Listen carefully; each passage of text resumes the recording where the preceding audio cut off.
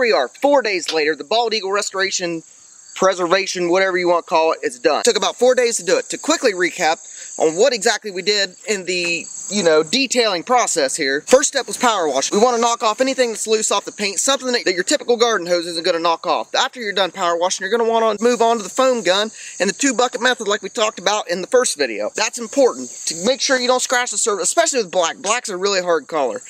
You want to make sure you use a 2-bucket method on the old girl. No matter what you're working on, really, it is important to do it that way. I know it sounds stupid and it sounds like a lot of work, but it actually does make a difference. You wouldn't believe it, but it really does. After you're done with the foaming and the washing of whatever you're working on, you're going to want to move on to the clay bar. I used a clay eraser on my buffer. Works great. It does the same thing as clay does, but you want to get the surface as smooth as glass, so when you lay the wax on, it doesn't smear. That's a very important part to making sure that it looks absolutely flawless. After the clay bar, I moved into the buffing part.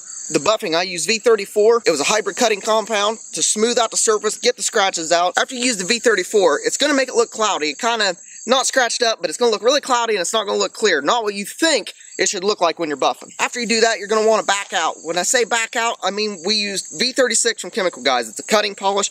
Any cutting polish will work. It doesn't matter. As long as you're using a buffer. It's really hard to do it by hand. You got to have a lot of practice. I can't do it at all. I just make it 10 times worse. That's why I bought a buffer. Cutting polish is also good for getting out scratches, minor scratches, and mostly swirls. Cutting polish is great for that as opposed to using a full-blown compound. After you use the cutting polish, it's going to get away, it's going to take the cloudiness away, but it's not going to give you the full depth that you're wanting to see when you put in 4 days worth of work.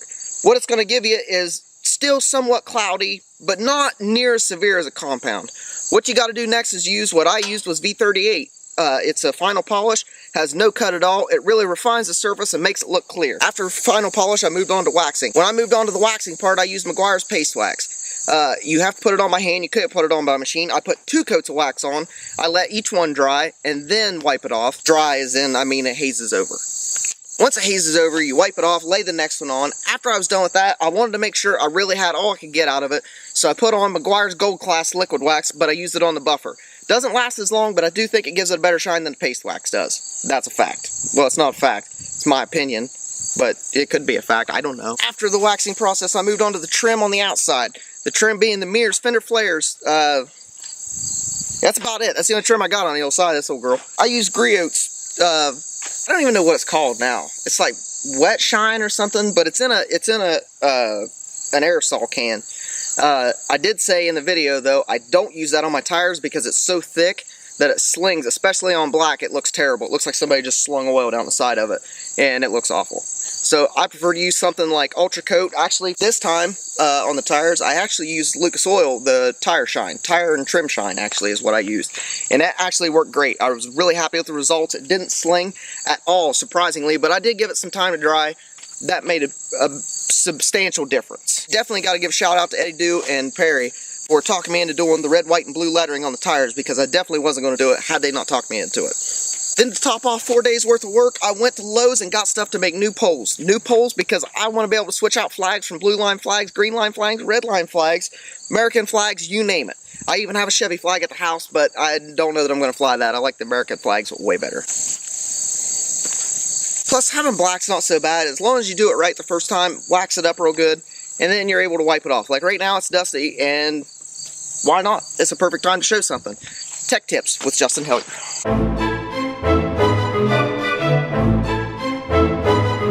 So black is absolutely, without a doubt, the hardest color to keep clean. I don't care what anybody says. It's the worst. But with the proper care and maintenance, it's actually really easy. So as you can see now, it's been sitting in the building. Let's work on this. Where's that? I don't know if you can tell that or not, but it is dusty. For waxing, I don't know if you're really allowed to do it. Well, I mean, you're allowed to do whatever the hell you want. It's your life, live it.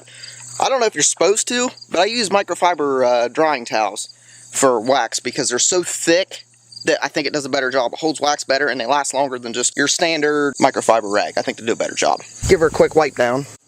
She'll thank you, I promise. Needless to say, I'm extremely happy with the results. It was a lot of work. It's the first time I've ever done it to it, and it turned out awesome. I'm extremely happy with how it went.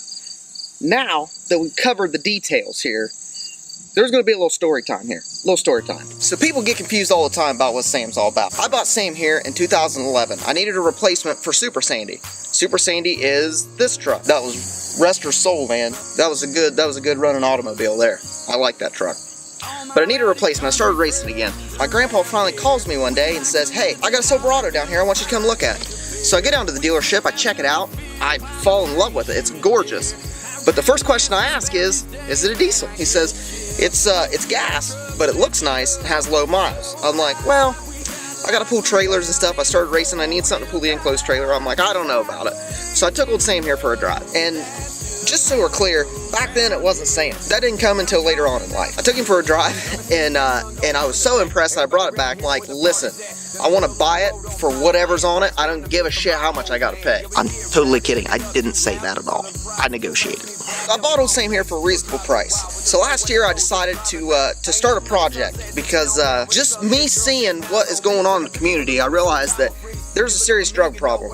And I thought maybe that me doing all the stuff like you guys have watched this winter, all the things I did to this, I thought maybe I could give people a car addiction or truck addiction, bicycle addiction, it didn't matter, instead of a drug addiction. Maybe you could save one person, but by just showing them something cool, something that I did with a low budget, or not even a low budget, with barely no money. I was making minimum wage detailing cars. I mean, I didn't have money to spend on it. So I made what the average person would make, and I didn't spend any more than $1,000 on it in a year. I redid the wheels, put the flags in, the light bar, all these things, and it worked. I feel like there was some people that it actually made a connection with, and that made it worth it for me. That was the whole reason that I took pride, and I still take a lot of pride, in the Bald Eagle machine.